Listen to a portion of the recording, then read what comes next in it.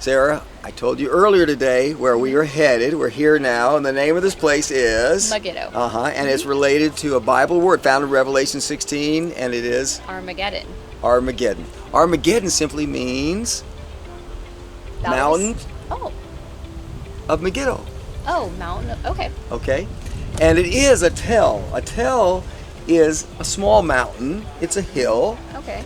And in Jordan would say tall, but here we say tell, T-E-L. And this was a tell. In other words, there was a city here. It got destroyed. Another city got built on top of it. It got destroyed. Another city got built on top of it. It got destroyed. And as that happens, it gets taller and taller. And we'll go to other places in Israel and have seen the same thing. That's how a tell gets formed, though. So and it gets taller. How many cities were rebuilt? You know, it's over 20. I can't give you the exact number, but it's been a bunch. And of course, they come here to build because of a number of factors. Think about what's an advantage of being in this location. Number one, you have to have water. Yes. And they do. They have a spring here. We're going to see water bubbles out of the ground, and they made preparations to have water even time of battle. So we have water. They have silos, huge silos, 69 feet deep silo and very wide, so they could hold a huge amount of food. So even if they were under siege, they could last a long, long time. And of course, there was a wall around the city. Parts of it remain. We'll see it. Also, this location is perfect for a military base because you have a view of the Jezreel Valley. Okay. And of course, the Jezreel Valley is where all these nations would come, the Via Maris.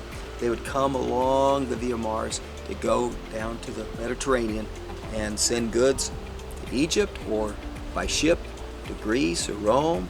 And so this has been a pathway for armies throughout the centuries, forever and ever. And there's so much Bible that's happened here. So many stories you read in the Old Testament happened right here.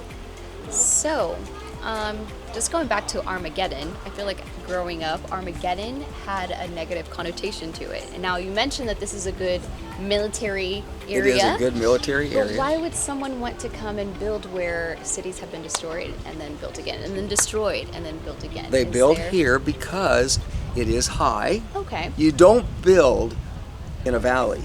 Okay. All walled cities.